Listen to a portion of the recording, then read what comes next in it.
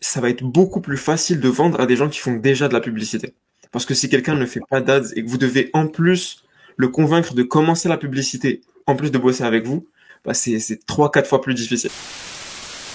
Moi, en fait, tout le temps avec l'IA, je vais lui donner du contenu que je vais essayer de scraper de manière pertinente et je vais lui demander juste de me créer des variables. Parce que très souvent, en fait, le problème, surtout quand tu fais du scrapping, c'est que il y a beaucoup de gens qui ont des trucs anti-bot qui fait que les ads vont pas sortir. Hello à tous, bienvenue sur ce nouvel épisode de Adborn House. Je suis Florian, growth marketer B2B en freelance et spécialisé en outbound. Si c'est pas encore fait, tu peux t'abonner à la newsletter juste ici et recevoir chaque épisode à sa sortie. Pour cet épisode, j'ai invité Omar Cherkaoui qui a fondé l'agence Déluge, une agence de prospection. Et Omar, c'est quelqu'un qui a un profil assez tech. Il va venir nous montrer comment il a utilisé ses compétences pour aller faire de la prospection en scrapant Google Ads. Mais avant ça, j'aimerais remercier le partenaire de cette édition, ReplyQ. ReplyQ, c'est un outil qui vous permet de personnaliser votre approche outbound grâce à des vidéos et à des images personnalisées at scales. Et je vais vous montrer tout de suite ma fonctionnalité préférée qui permet de générer des vidéos personnalisées à partir d'une liste d'URL. Alors, on se retrouve directement sur l'outil où je vois les différentes fonctionnalités qui sont disponibles. Et moi, je vais choisir de venir enregistrer une vidéo avec un fond personnalisé. Donc là, on me propose différentes options pour le fond de ma vidéo. Et moi, j'ai choisi de vous montrer un use case avec Google Maps. Donc l'idée, c'est qu'en fait, je suis allé chercher des restaurants sur Biarritz qui avaient une note inférieure à 4. L'idée, c'est de leur proposer une solution pour venir améliorer cette note et puis avoir plus de trafic dans leur restaurant. Donc, je vais venir choisir ici Google. Puis, à cette étape, on va me proposer d'uploader ma vidéo. Donc, soit je peux uploader une vidéo, soit je peux en enregistrer une directement sur l'outil. Moi, en l'occurrence, j'en ai déjà enregistré une. Donc, je vais venir la sélectionner ici. Je fais suivant, et puis là, on va me proposer d'amener une deuxième partie dans ma vidéo. C'est une deuxième partie sur laquelle, potentiellement, j'ai pas de fond personnalisé. Moi, dans ce cas-là, j'en veux pas. Donc, je vais dire non. Et puis, enfin, on me propose d'importer ma liste d'URL. Donc, moi, j'ai ma liste d'URL ici, avec des restaurants sur Biarritz qui ont une note inférieure à 4. Et puis, je vais tout simplement venir sélectionner ce fichier. Donc, on me demande de mapper mes champs. Donc là, ma colonne header, c'est bien la colonne URL. Et puis, dans ce cas précis, je vais utiliser simplement mes URL. Voilà, on voit que là, il va m'amener à la dernière étape. Donc, à cette étape, je peux, si je le souhaite, personnaliser le titre, personnaliser la façon dont ma vidéo va apparaître. Je peux également ajouter un call to action. Là, on pourrait imaginer que je mets mon Calendly. Et puis, je peux, si j'ai utilisé une deuxième partie pour ma vidéo, personnaliser le timing après lequel cette deuxième partie de la vidéo apparaît. Moi, je vais directement lancer la création des vidéos. Et puis, je vous montre directement ce que ça donne avec le résultat. Bonjour, je suis tombé sur votre page Google Maps et j'ai vu que vous aviez plusieurs dizaines de commentaires. Par contre, j'ai vu que vous aviez une note moyenne qui était inférieure à 4. Alors bon, je pense que vous savez que les clients des restaurants, très souvent, ils regardent cette note sur Google Maps avant de se rendre dans un restaurant. Et aujourd'hui, on propose une solution pour aider les entreprises à récupérer un maximum de commentaires de leurs clients, à remonter leurs notes et à augmenter le nombre moyen de couverts à chaque service. Alors là, je vous ai montré un use case avec Google Maps, mais vous pouvez en imaginer plein d'autres, avec LinkedIn, Twitter, YouTube, etc. Et si ça vous intéresse de tester ReplyQ pour personnaliser votre approche outbound, alors tout d'abord, vous avez des crédits gratuits à utiliser sur replyq.co. Et puis, vous avez ensuite 17% de réduction sur tous les plans avec le code AdbornHouse, tout attaché en majuscule. Merci encore à ReplyQ d'être le partenaire de cette édition.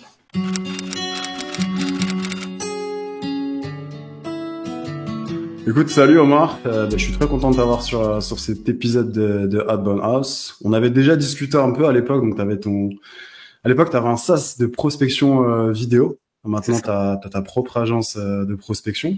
Et puis là, on a discuté d'une séquence à partager et je trouve le concept super cool. Donc je te laisse déjà nous donner un peu de contexte sur cette séquence.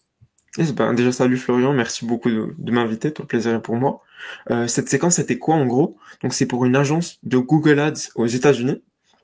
Okay. En gros, ce qu'on a fait, c'est que en fait généralement quand vous êtes une agence d'ads, ça va être beaucoup plus facile de vendre à des gens qui font déjà de la publicité. Parce que si quelqu'un ne fait pas d'ads et que vous devez en plus le convaincre de commencer la publicité, en plus de bosser avec vous, bah c'est 3-4 fois plus difficile. Donc en gros, ce qu'on a fait, c'est que on a targeté, disons, on a trouvé une manière de targeter les gens qui font déjà de la publicité. Et pour faire ça, je vais pas rentrer dans le détail tout de suite, mais on voilà, on est parti scraper le Google Search pour trouver les publicités, du coup, pour trouver les gens qui font déjà de la pub, et on l'a enrichi à partir de là, et on les a targetés ensuite. On vous montrera ça dans la séquence. Ouais, non mais c'est intéressant déjà ce que tu dis sur le fait d'aller chercher des gens qui font déjà du Google Ads plutôt que des gens qui n'en font pas. Et d'ailleurs, on peut le faire avec du Facebook Ads, du LinkedIn Ads, etc. Ça te permet déjà de voir ce qui pourrait être amélioré et déjà de montrer à ta cible comment tu pourrais les aider. Et puis t'as pas à les évangéliser sur le fait que c'est intéressant de faire du Google Ads. Toi, t'es pas Google, tu cherches pas à vendre du budget publicitaire. Donc ouais, je trouve ça smart. Bah, écoute, si tu veux, on peut attaquer directement dans le dur. Donc, tu disais que tu allais scraper les publicités de tes cibles US. Bah, je te propose que tu nous montres un petit peu comment tu as fait ça. Bah, allons-y, let's go. Allez, je partage ton écran. Donc, Yes, on y est. Donc là, tu es sur ton Google Sheet. yes, bah, en gros, la première étape, c'était quoi? On a fait une liste. Donc, j'ai fait une liste de mots-clés, enfin, d'industries et de mots-clés. Donc, Ok. pour chaque industrie, des mots-clés qui vont tomber, disons que des gens pourraient taper pour trouver ce type de service. Et Ok. j'ai fait une liste de villes, des 500 plus grosses villes aux États-Unis.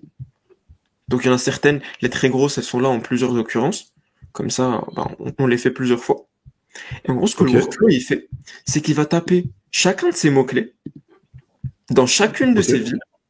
Et quand il va trouver, du coup, une publicité qui arrive pas première, enfin, je vous montrerai dans les détail, mais voilà, quand il trouve une publicité, il va venir, il va la placer dans ce fichier avec le titre de la publicité, la description de la publicité, l'industrie qu'on va trouver avec ChatGPT, je la mettrai ensuite, et Ouais. aussi, bah voilà, des extensions de la pub, tout ce qui est sur la publicité, et il va aussi essayer de trouver l'email.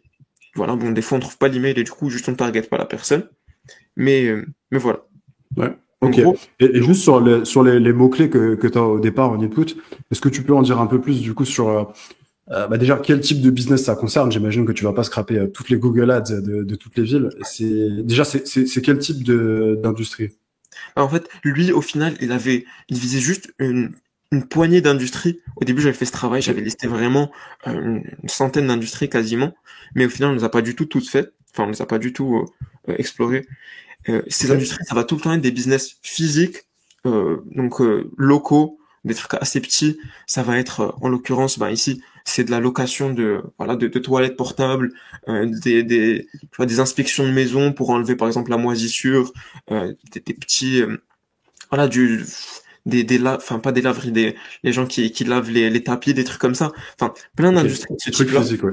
Ouais, donc Ok. vraiment trucs physiques, assez, voilà, assez classique, disons. Euh, donc voilà. Ok. Et les requêtes, du coup, bah, j'imagine que t'es pas allé l'étape à la main. Tu Ouais, de t'aidais ChatGPT. Ouais. de ChatGPT Ouais, pour aller ici, chercher ça? Ouais. ouais, au début, j'ai fait les industries avec ChatGPT, puis ensuite, pour chaque industrie, je lui ai demandé de me trouver des différents mots-clés que des gens pourraient taper. Après, en soi, vu que le travail allait quand même dépendre de ça, je les ai vraiment revus à la main. J'ai édité un Ok. peu si je voyais que Ouais, c'est c'était un peu toujours bon. bizarre, etc. J'ai fait ça à la main, mais oui, je me suis aidé de ChatGPT pour faire ça. C'était pas très compliqué. Il y avait même pas Ouais. besoin d'effort de prompting spécial, mais voilà. Ok. Non, mais super intéressant. Et du coup, derrière, tu conjugues ces requêtes avec chacune des villes, des plus grosses villes américaines que tu as identifiées. Exactement. Tu vas regarder sur Google Ads ce qui ressort et tu viens scraper les annonces qui ne ressortiraient pas en première position. Je sais pas Exactement. si tu veux dire un Ouais. mot là-dessus sur le fait que pourquoi tu prends uniquement celles qui sont pas en première position, parce que c'est justement là que tu vas derrière pouvoir les aider, c'est ça? Ouais, c'est ça. En gros, nous, ce qu'on a fait après, c'est pas forcément vrai. En discutant avec lui, il m'a dit que bon, juste des fois, même si ton ads elle est bien, elle peut arriver en troisième position, juste parce que des gens payent plus cher. C'est pas forcément le Ok. sujet. Mais en gros, dans notre email, je vous montre tout de suite le premier email de la séquence. Ouais. Allons-y. Donc, en gros, déjà, on vous montre un petit peu les résultats de la séquence. Donc, en gros, la séquence, celle-là, on l'a envoyée à 245 personnes. On a eu un taux de réponse à 8%, donc 19 réponses. On a eu 8 rendez-vous. Mais ce qui est cool, c'est que sur ces 8 rendez-vous, il y en a 6 qui ont closé parce que c'est des leads ultra bien qualifiés. Et vous le verrez aussi Ouais. dans le copywriting de la campagne, on est vraiment parti quand même sur des sujets un peu, voilà, un peu techniques. On n'est pas juste resté dans du surface. Ce qui fait que les gens qui répondaient, c'était des gens qui étaient quand même très sensibilisés au sujet et qui, grosso modo, géraient eux-mêmes leur Google Ads et n'avaient pas de bons résultats. Ce qui fait que derrière, on envoie 245 emails, on a 6 closings. Voilà, Ouais, les gens se sentaient concernés. Ouais. On reviendra de toute façon sur les résultats en fin d'épisode, mais encore une fois, là, c'est vrai que ce qu'on se disait, c'est que quand tu regardes le taux de réponse comme ça semble pas ouf, c'est plutôt faible, 8%.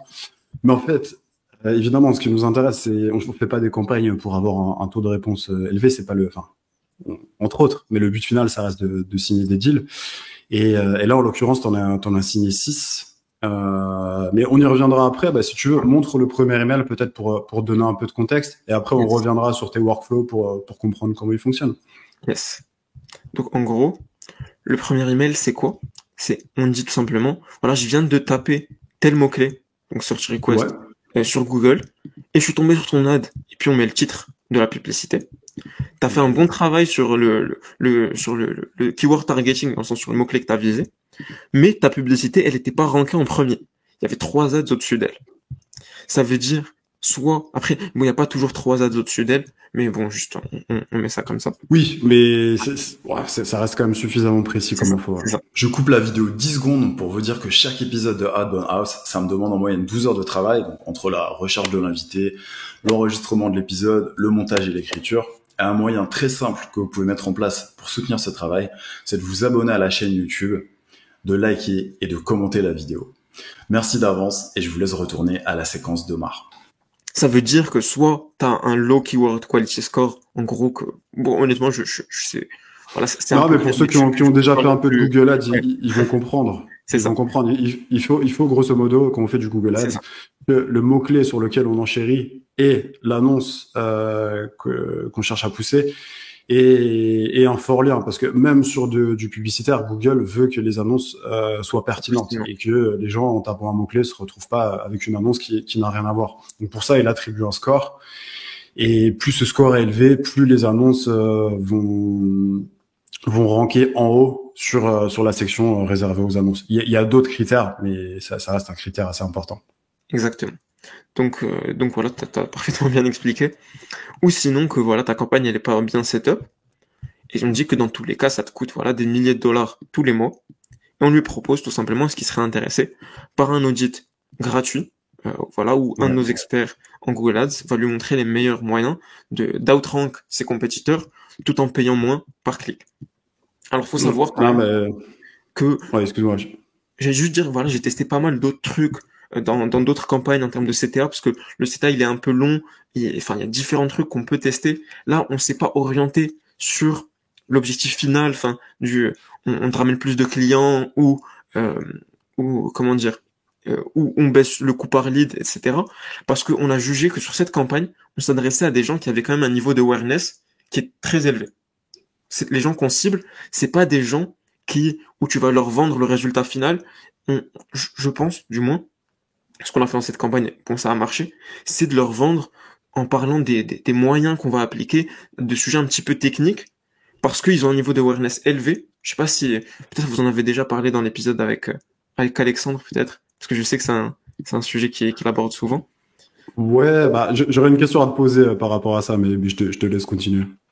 Ouais, c'est ça. Donc, en gros, juste, il y a des gens, sur les niveaux d'awareness, il y a des gens qui sont pas du tout, aware même de leurs problèmes, ils savent pas qu'ils ont un problème. Ensuite, il y a des gens qui savent qu'ils ont un problème, mais qui savent pas comment le résoudre. Il y a des gens qui, cherchent déjà à le résoudre. Il y a des gens qui ont déjà une idée des solutions.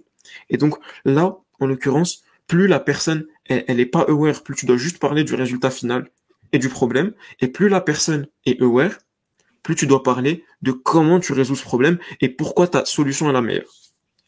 Ouais, exactement. C'est pour ça que on a pris un petit peu cet angle-là. Maintenant, honnêtement, c'était en août, je pense, cette campagne. Donc, même niveau copywriting, je trouve qu'il y a pas mal de choses à améliorer. Oui, il y a des petits trucs. Après, tu me disais que tu l'as fait de toute façon pour ton client, donc t'es aussi soumis à ce que ton client veut dire ou ne veut pas dire, tout en respectant les règles de copywriting. Mais bon, après, honnêtement, je trouve les moyens de convaincre mes clients quand je juge que ouais, complètement. Mais j'ai pas mal de choses à dire sur cet email que je trouve intéressant. Déjà, on y reviendra juste après parce que c'était ce qu'on était en train de montrer à la base, c'était le workflow. Donc là, pour moi, il y a un très bon usage des variables de personnalisation. Là, vraiment, ta personnalisation, tu l'as fait grâce à ça. Donc les variables, là, t'as search request, add title, t'as industrie aussi. Tu nous en parleras tout à l'heure. Ce que je trouve Ouais. intéressant également, c'est ton call to action. T'en as parlé. Je pense de plus en plus, c'est intéressant de faire de partir sur cette optique où tu proposes un audit gratuit. Parce que durant cet audit, l'idée c'est d'apporter de la valeur à la personne, mais tu as quand même un double enjeu où, évidemment, au-delà d'apporter de la valeur, c'est une première touche lors d'un échange pour derrière inciter cette personne à bosser avec toi. Mais c'est beaucoup moins violent que de parler directement d'une démo ou tu vois d'un truc beaucoup plus engageant. Je Ouais, pense que la exactement. personne le sait, mais quand même, ce qu'elle se dit, c'est qu'à la base, elle peut en tirer de la valeur. Après, elle choisit de bosser ou pas avec toi, tu vois. Mais C'est ça. je pense que c'est un bon premier pont. Ah, Et puis, après. ouais, Non, non, je t'en prie, vas-y, vas-y. ouais, la question que j'allais te poser, tu parlais de awareness, tu nous en parleras peut-être sur ton enrichissement. Mais tu vois, le truc qui me vient en tête, c'est que les mails que tu viens chercher à partir de ces annonces, Mhm. tu m'arrêtes si je me trompe, mais pour moi, c'est les mails des propriétaires de ces business. Et moi, ce que je pense, c'est que la plupart de ces gens, ils le délèguent. Et donc, ils n'ont pas forcément ce même niveau d'awareness dont tu parles. Est-ce que tu as pensé à ça ou Bah, comment est-ce que tu as géré ce sujet? alors, justement, non, c'est pas forcément le cas. C'est quand même des petits business qui le délèguent pas forcément. Et, Ok, euh, et aussi, en fait, le problème, c'est qu'aussi pour ces petits business-là, tu vas pas trouver l'email du propriétaire. Enfin, si, c'est l'email du propriétaire, mais c'est tout le temps des emails génériques. Comme tu peux le voir, on n'a pas de ok, prénom. Je commence direct par ça. Il y a pas de, enfin, ouais, j'ai préféré ne pas mettre bonjour parce que j'aurais dû mettre bonjour sans prénom. Donc ça aussi, c'était un choix. ok. Euh, donc, mais Je pensais que c'était le côté américain d'aller droit au but, mais ok, je comprends un mieux. petit peu aussi, mais ouais, c'est aussi Ouais, si j'avais le prénom, je l'aurais mis. Si j'avais le prénom, je l'aurais mis. Là, c'est vraiment des tout petits business locaux où t'as juste un email qui souvent même c'est un Gmail. Donc pour te dire, mhm. et juste on shoot, il y en a beaucoup qui gèrent leurs ads eux-mêmes parce que ils veulent pas déléguer et que voilà, bah, ça coûte cher potentiellement ou ils ont eu des mauvaises expériences avec des agences. Il y en a certains qui délèguent, mais pareil, eux aussi c'est des bonnes signes parce que même si ils délèguent assez souvent, euh, au moins ils ont déjà échangé avec des agences et ils vont avoir, s'ils sont pas satisfaits de leur agence, ils vont répondre parce qu'ils vont se dire ok, il sait de quoi il parle. Ok, Donc après, je sais pas à quel point c'est vrai. Peut-être qu'on aurait pu avoir des taux de réponse plus hauts si on avait fait des campagnes, enfin une campagne différente. Après, cette campagne-là, elle a bien marché. On en a fait plein d'autres très similaires, ouais, juste en refaisant le process qui ont bien marché aussi. On a fait des A/B tests sur pas mal d'autres choses, dont un truc qu'on va montrer par la suite. Mais j'ai pas réussi à avoir des meilleures performances qu'avec ce modèle-là sur une douzaine de campagnes testées, quoi. mhm. Non, non, mais t'es pertinent, très, très pertinent là-dessus. Bah, justement, sur la pertinence, elle est principalement liée aux variables que tu utilises. Je te propose qu'on revienne un peu que tu nous montres un peu justement comment tu allé chercher ces variables. Donc, on a vu juste avant que tu as une liste de mots-clés par industrie que les gens Yes. potentiellement peuvent taper pour accéder à ces annonces. T'as les villes. Yes. À partir de ça, comment est-ce que tu bosses pour obtenir tout le reste? Yes. En gros, c'est un workflow assez chargé que de base je l'ai Mhm. fait sur Make, mais en fait sur Make il me prenait beaucoup trop d'opérations. En gros, il Ok, prenait ouais. euh, genre 300 000 opérations par jour, ce qui fait qu'à la fin du mois Mhm. je fais une facture à 5 000 euros. Donc je l'ai passé sur N8N, ce qui fait Ok, que avec juste l'abonnement à 20 euros par mois, ben, ça marche, je m'en sors et c'est tout.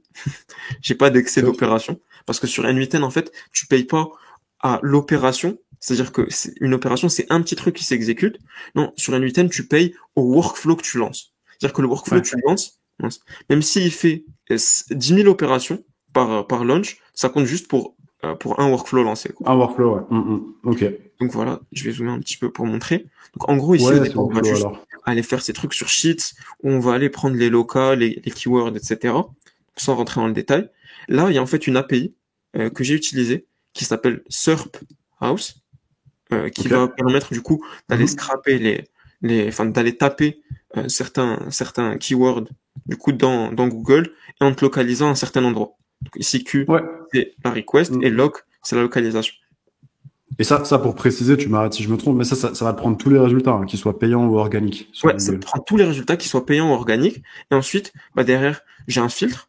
J'ai un filtre ici qui va nous permettre de prendre de voir s'il y a des résultats payants. Parce que très très souvent, en fait, le problème, surtout quand tu fais du scrapping, c'est que il y a beaucoup de gens qui ont des trucs anti-bot qui fait que les ads vont pas sortir. Donc tu dois vraiment faire plein de recherches pour tomber une fois sur une ad. Ok. C'est pour ça tu fais quoi? Tu le launches plusieurs fois le. Ouais, en fait, sur chaque, non, en fait, automatiquement, sur chaque launch, il tourne des dizaines et des dizaines de fois. Enfin, c'est pour ça que je te dis que il me prenait 200 000 que ça coûtait cher avec mec, ouais. C'est ça. Ok. C'est ça. Et en fait, même ce que ça va faire ensuite, ce que je lui demande, c'est que, en fait, sur ce résultat, il va même nous donner 4 mots-clés ou 5 mots-clés recommandés. C'est-à-dire qu'ils ressemblent à ce mot-clé. Et je vais lui dire de relaunch le process pour chacun des 4 mots-clés qu'on a trouvés. Ok. Les 4 mots-clés recommandés. Bon, là, on rentre dans du détail. Mais l'idée, voilà, c'est juste qu'on va taper ça. Non, mais c'est pour comprendre comment ça fonctionne, ouais. Bien sûr. Et aussi, on a une petite step ChatGPT. En fait, c'est simple. C'est juste, on va lui dire, voilà, à partir de, voilà, j'ai pas spécialement fait d'effort dans le prompting, mais dis-moi, dis-moi à partir de l'annonce de l'industrie. C'est ça, à partir du keyword qu'on a tapé, du titre de l'ad et de la description de l'ad, l'industrie de cette entreprise.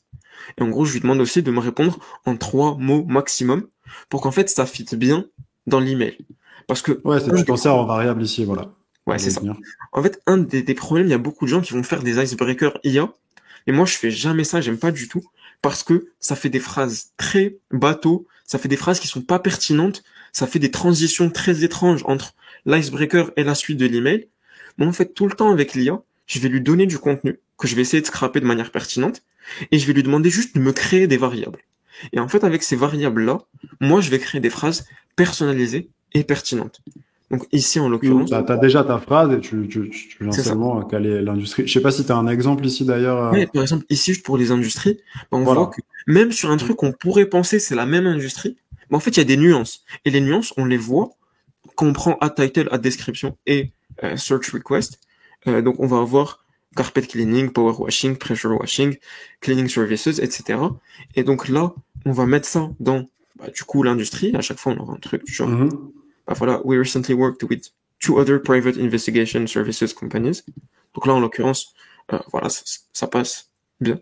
Non, mais ça passe très bien. Et d'ailleurs, la petite parenthèse qu'on pourrait faire par rapport à ça, c'est que c'est le genre de truc qui serait très compliqué de faire avec Sales Navigator, par exemple, où tu as des catégories, c'est plus ou moins bien catégorisé, où un même business pourrait rentrer dans plusieurs catégories. Et si tu fais ça avec du Sales Nav, tu risques de te retrouver avec une phrase un petit peu à côté de la plaque. Là, effectivement, en plus le fait que tu lui aies dit de te répondre en 3 mots maximum, t'arrives avec un truc très pertinent. Ça passe très bien dans ta phrase et puis t'as pas de souci de phrase à rallonge, etc. Donc, ouais, exactement. Okay, c'est pas mal un outil qui s'appelle Scrapping Bee. Pour le scrapping, souvent je vais scraper juste le contenu du site en texte et je vais le donner à ChatGPT du coup en utilisant l'API, en utilisant ChatGPT 3.5. Et en fait aujourd'hui avec la baisse, parce que le tarif de ChatGPT et l'API il a fait que baisser sur ces 6 derniers mois. Aujourd'hui c'est très très peu cher de même donner tout le contenu d'un site. Et pour vous dire, faire ça avec, disons, un millier de sites, donc 1000 sites, leur donner tout le contenu du site et demander, par exemple, l'industrie et pas mal de petites choses, à la fin, ça va vous coûter 2-3 $, tout casser. Ouais, puis ça t'évite de demander à l'IA d'aller visiter le site où là, ça va être plus compliqué. Là, tu lui fournis en input un contenu texte qui est beaucoup plus actionnable. Donc, ok. Je te propose qu'on revienne un peu sur la suite de ton workflow. Donc, il catégorise par industrie. C'est ça, voilà, ensuite, et derrière. Ça, il revient ici. Et juste, là, en fait, il y a un petit peu de code, il y a certains trucs, mais grosso modo, il va juste revenir les ajouter dans le fichier lead. Ouais. Il va les ajouter dans le fichier lead. Et ensuite, la partie email. Donc là, j'ai un autre workflow que je run avec de l'enrichissement en cascade. D'accord. Je vais le sortir ici. Donc, find email. Et Et donc, en donc, fait, en là, input, qu'est-ce que tu lui mets? Tu lui mets le en company fait, name? justement, je mets juste le domaine. Je mets juste Ok. le nom de domaine. Et en fait, ce qu'il va faire, c'est qu'il va filtrer déjà qu'il n'y ait pas de problème, parce que des fois, dans le domaine, on aura un domaine qui est, enfin, Google ou business.site ou des trucs comme ça. Mhm. Et en fait, derrière, bon, là, en fait, ce workflow, j'avais fait des tests dessus, du coup, juste, je l'ai séparé en plusieurs Ouais, parties. ouais, ok. C'est passé pas mal Ça de choses. marche. Mais ce que ça faisait, c'est que, premièrement, ça utilisait, ça allait scraper le site juste pour trouver un email générique, tout simplement. Bon, en gros, je saurais même pas, enfin, là, prendre, donc en gros, ça scrapait le site pour trouver un email générique. Puis, Ouais. ça utilisait Apollo. Et en fait, si sur Apollo, en fait, non, la première étape, c'était Apollo. Si sur Apollo, ça trouvait le prénom et le nom de l'owner, en fait, ça le mettait. Mais à ce moment-là, ça partait Ok. dans une autre campagne. Ça, c'est une campagne qui, du coup, s'appelle Without Name. C'est pour les gens dont on n'a pas trouvé les noms. Quand on trouve Mhm. les noms, les résultats étaient assez similaires pour les gens dont on trouve les noms. D'accord. Mais en fait, il y en a tellement peu dont on trouve les noms que, voilà, au final, Donc sinon, t'adresses des mails génériques que tu peux trouver c'est sur ça. le site web, donc des adresses de contact, ce genre de choses, c'est C'est ça? ça. C'est ça. Donc c'est des Ok. entreprises qui sont assez petites. Donc au final, ouais, c'est plus souvent des gens dont on va pas trouver les noms. Et derrière, j'utilisais Mm. aussi la feature de ICPs. ICPs, c'est un outil, c'est un email finder qui est très sympa. Et ce qu'ils font, c'est qu'ils vont aller chercher tous les mots-clés dans le sens info arrobas, euh, admin arrobas, business arrobas, etc. Euh, Ouais. et du coup, ces emails-là, pareil. Donc voilà, si on n'a pas trouvé ni sur le site, ni sur Apollo, on va faire ça. Tu vas le passer avec ça, ouais. Mm. On va Ok. passer avec ça. Et bon, là, en l'occurrence, généralement, s'il n'y a pas sur aucun de ces trois-là, ben, bon, juste, il n'y a C'est que t'as pas. pas du tout. Et Mm. puis, donc, Oui, parce que faut préciser aussi qu'il y en a où tu trouves pas les emails, tout simplement, et ouais, à ce bien moment-là, sûr. tu les adresses pas. Mm. Bien sûr. C'est vraiment, Et Mhm. ouais, tu vois, je pense que c'est ce qui peut faire aussi que bah, malheureusement, tu peux avoir un reply rate qui est moins élevé. Mais bon, tu dois faire avec ce que tu trouves. c'est ça. Je pense quand même que c'est des boîtes, si tu es sur un petit business, c'est des boîtes mail qui sont quand même relativement consultées, parce que parfois c'est peut-être même l'unique email qui existe, hein. Peut-être que même le Exactement. propriétaire, il a pas d'email dédié en prénom, point nom, et que, je sais pas moi, pour une laverie, peut-être que un email contact at laverie.com, en fait, ça suffit. C'est ça. Mais comme je t'ai dit, Donc, même la plupart des emails qu'on trouve, c'est des Gmail, des ouais, Yahoo. c'est ce qu'on a vu. C'est Ouais, puis ça. de toute façon, t'as pas de sujet RGPD, t'es aux États-Unis, donc au moins t'es tranquille là-dessus, a priori. Ouais, plus ou moins. À peu près, à À peu peu près près, à peu près. tranquille. Donc, Ok, ça roule. donc, donc voilà. Et c'est pour ça que, voilà, c'était vraiment c'était un workflow que vraiment j'utilise pas pour d'autres clients. C'était vraiment dans ce cas précis. Enfin, le scrapping date, c'est un Hmm. truc qu'on fait. Et là, maintenant, aujourd'hui, j'ai trouvé des manières plus efficientes de le faire qu'en faisant cette méthode. Là, aujourd'hui, je vais directement scraper les bibliothèques publicitaires. Mais dans ce cas-là, c'est vraiment des petits business. Et c'est pour ça que là, juste pour parler de l'email finder, c'est pas du tout des gens qu'on va trouver sur LinkedIn, c'est pas des gens dont on va pouvoir Ouais. avoir le nom, le prénom, le domaine et puis trouver l'email. Voilà, c'est une dynamique qui est complètement différente et c'est pour ça que voilà, on a fait les choses de Hmm. cette manière.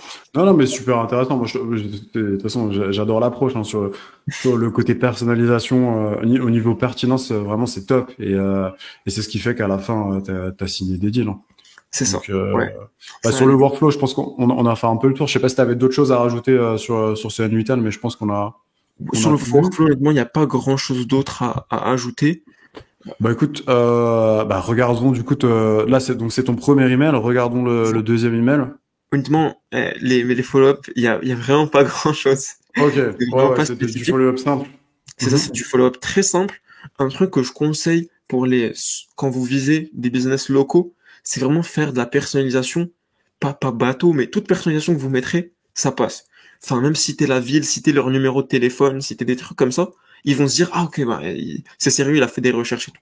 Donc là, Tu veux bon, dire qu'ils sont moins prospectés, donc peut-être moins habitués non, ils à sont beaucoup ça. prospectés, mais en fait, ils sont prospectés d'une qualité qui est tellement mauvaise, en fait, que juste si vous vous démarquez un peu, ben, vous allez commencer à avoir des réponses, mais surtout à signer des deals, parce qu'ils vont se dire, ok, c'est des gens qui ont pris le temps, qui sont sérieux.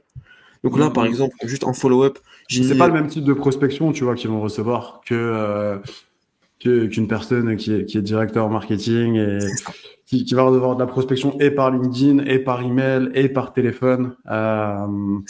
C'est Ouais, je suis ça. d'accord avec toi. Moi, je pense quand même qu'il y a moins même, ils se font prospecter évidemment, mais je pense qu'ils se font quand même moins prospecter que des profils plutôt B2B.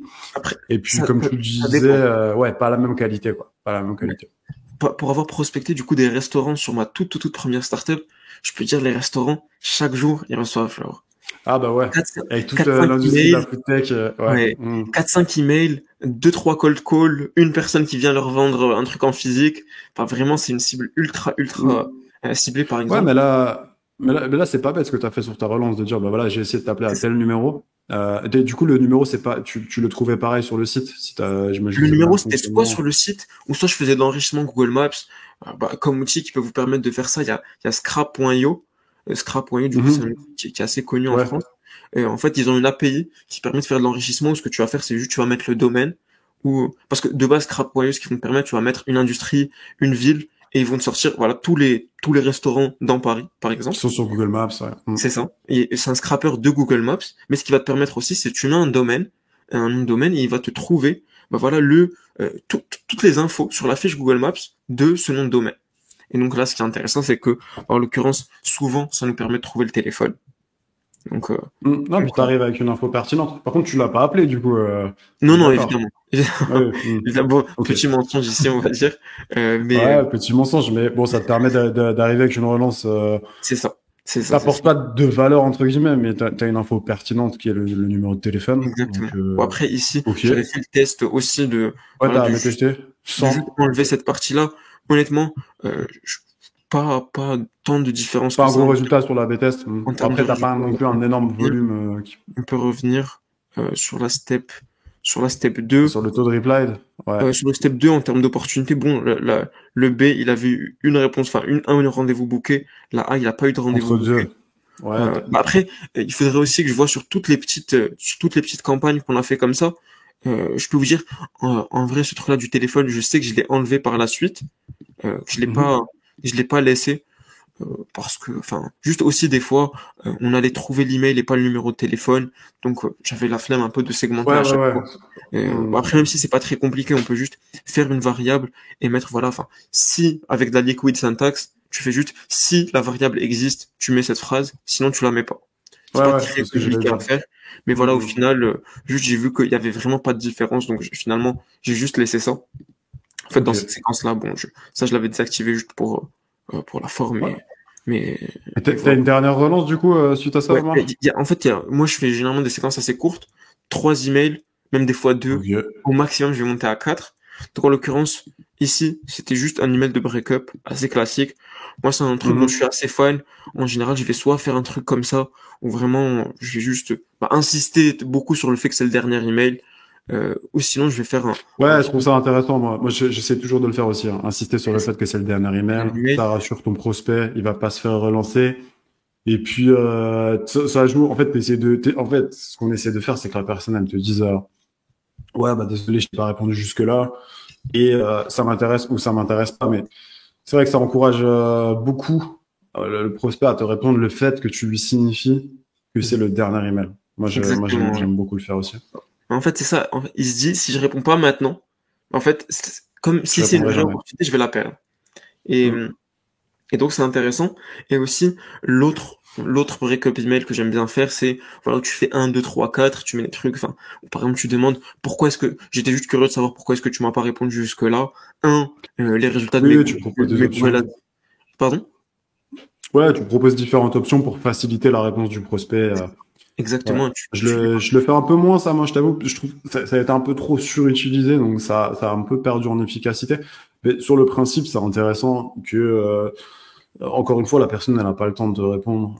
Tu lui donnes, des éléments pour te répondre plus facilement parce que tu as identifié 3, 4 cas, voilà, qui pourraient faire qu'elle t'ait pas répondu jusque-là. Et encore une fois, l'idée, c'est de faciliter la réponse. C'est ça. Mais, Honnêtement. ouais, dis-moi. J'ai juste te dire, honnêtement, ça marche encore je le fais pour pas mal de mes clients. Et ce truc-là, surtout quand tu as bien personnalisé l'email 1 et l'email 2, en fait, enfin, la personne va quand même se dire, bon, vas-y, tu sais quoi, c'est facile de répondre, allez, je le réponds ne serait-ce que par politesse. Et quand tu mets comme proposition, les résultats de mes campagnes Google Ads sont top. Deux, bah juste, je suis intéressé, je suis potentiellement intéressé, mais j'ai pas encore eu le temps de vous répondre. 3, juste, bah finalement, Mm. je sais pas, enfin, Ouais, non, mais c'est intéressant que tu dis ça parce que des fois c'est vrai qu'on dit ouais il y a telle chose qui marche pas, etc. Au final, ça reste des trucs qu'il faut tester sur ses propres campagnes. Ce qui fonctionne chez l'un ne fonctionnera pas chez l'autre et inversement. Donc, j'aime pas dire tu vois qu'il y a pas de règles toutes faites, etc. Moi, je trouve que ça marche moins qu'un temps parce que on le ouais, voit bien sûr. dans beaucoup de séquences. Donc en fait, les prospects, si tu veux, t'as quand même des structures qui sont beaucoup utilisées et les Ah, gens en fait t'attendent déjà à recevoir ça. Maintenant, évidemment, si ça continue de marcher, faut pas s'en priver et puis pourquoi pas le tester sur différentes cibles. ouais, Mais évidemment. D'accord. ok, intéressant pour ce break-up. Avant qu'on repasse au résultat, du coup, tu me disais que tu avais aussi testé Ouais, attends, une juste, il y autre a une petite dernière méthode. step, une petite dernière Ah, il y a step, une dernière step, pardon. juste Ok. un truc que je fais, que j'ai rajouté, si vous avez un total addressable market Ah, c'est qui est très intéressant ça. large Ouais. et que vous allez pas, si vous allez pas recycler les leads, c'est-à-dire que si vous comptez pas le remettre dans une campagne au bout de 3 mois, moi j'aime bien faire ça, juste, voilà, faire un message, un prochain message dans 100 jours, dans 120 jours ou peu importe, et vous Mhm. mettez juste un petit, est-ce que c'est un meilleur moment pour en parler? Et c'est marrant, Super mais, intéressant ça, ouais. et à chaque T'as des campagne, résultats, ouais? ouais, chaque campagne, j'ai un ou deux rendez-vous qui tombent comme ça. Ouais, Chaque c'est top ça. événement, là, il faut voir est-ce qu'il y a eu un rendez-vous sur ça. Ouais. Du coup, il y a eu un rendez-vous sur Mm. la step 4. Bah, Et ça demande que le compte, tu le gardes, du coup, le compte Instantly. Bon, toi, j'imagine c'est des comptes d'agence, donc il ouais, y a pas vraiment de sujet là-dessus. c'est ça. Mais ouais, c'est super intéressant. Et du coup, tu le fais sur toutes tes campagnes. T'as systématiquement ce mail à 100 jours. Non, je le fais pas sur toutes mes campagnes. En gros, si jamais tu as un marché qui est large, ou sinon que juste simplement tu comptes pas remettre ces gens dans une nouvelle campagne, parce que pareil, moi je conseille peu importe qui tu cibles, si ton marché n'est pas très très large, allez, 3, 4, 5 mois, bah juste tu prends tous les gens qui t'ont pas répondu, tu les mets dans une nouvelle campagne, où tu changes un peu d'angle, parce qu'ils juste ils t'ont complètement oublié, que c'est des gens pertinents dans ta cible, donc et que peut-être quelque chose dans leur business a changé au bout de 4, 5 mois, que peut-être le moment est plus opportun, et que donc faut les remettre dans une nouvelle campagne. Si c'est pas quelque chose que vous Mm. allez prendre la peine de faire, bah rajoutez ça, c'est top. Ouais, ouais. Puis je sais pas, si t'as pas forcément un angle d'attaque très différent, c'est peut-être même mieux de le faire comme ça, tu vois, au sein de cette même séquence. Là, j'ai vu que t'as pas d'objet, donc ça va venir s'ajouter à ta Ouais. précédente discussion, donc la personne pourra revoir le contexte. Mhm. Donc ouais, ok, intelligent, intelligent. Donc Et du coup, ouais, je disais que t'avais aussi testé une autre approche où tu utilisais des images personnalisées. T'allais encore un peu plus loin dans la ouais. personnalisation par rapport au Google Ads. Ouais, c'est ça. En gros, là, je m'étais dit, je vais faire un truc très spécial. C'est que je vais créer une image custom, from scratch. Donc, cette image-là, c'est un outil qui permet de faire des images personnalisées. Donc là, tout ce que vous voyez, c'est customisable, tout le texte, Mhm. pour illustrer ce que je lui dis dans l'email. Voilà que ton ad, elle est en troisième position, entre guillemets. Et intégrer cette image-là, je l'ai testé soit en premier follow-up, ou soit justement dans le contenu du premier mail. Ouais. Donc, vous pouvez voir ça, en fait, tout ici est personnalisable. Que ça soit la ville, que ça soit le... Donc, en gros, avec ce workflow, chaque personne, vous voyez vraiment son ads à elle. Donc là, si je fais ça, Mhm. la personne, enfin non, en l'occurrence, ça c'est en dessous, mais du coup, si vous venez, pardon, si vous venez ici, donc là, si je mettais par exemple Paris, euh, Île-de-France, donc vous le voyez, là ça change. Enfin, tout change. Le mot-clé ici sur leur panel installation, et on peut le changer aussi. Bon, bref. Ouais, puis là, En gros, tu reprends exactement. les inputs que tu Contenu, avais dans ton workflow pour les mettre ici. Et puis ça te exactement. génère automatiquement les visuels. C'est canon ça. C'est ça. Donc en gros, c'est un outil qui s'appelle Roboli. Je l'utilise dans différentes campagnes pour faire des choses personnalisées. Soit des fois, je prends un screenshot du site automatiquement et je vais venir entourer un certain élément, des choses comme ça. Ça peut être ça qui va être fait. Mais donc, voilà, moi honnêtement, quand j'ai fait ça, j'ai bossé beaucoup de temps dessus. Je m'attendais à ce que ça marche trop, trop bien. Mais vraiment, Ouais, moi aussi. Bah, tu m'as dit que non, du coup, c'est vrai que j'étais ah, surpris. c'est ça. Parce que pour moi, là, c'est top, quoi. Et honnêtement, ça a moins bien marché que la campagne sans image. Je sais pas si c'était un problème de délivrabilité même si bon les taux d'ouverture ils étaient similaires, mais après faut plus faire confiance aux taux d'ouverture maintenant avec les. Bah, c'est vrai que ça n'aide pas de tous les cas d'avoir une image sur ta délivrabilité, C'est ça. mais j'ai envie de dire, moi j'aurais pris le risque de par la pertinence que tu apportes avec ça. Exactement. Moi, de toute façon, j'utilise beaucoup la prospection vidéo, donc je mets souvent des images avec en plus un lien qui est incorporé dans l'image et ma délivrabilité reste bonne.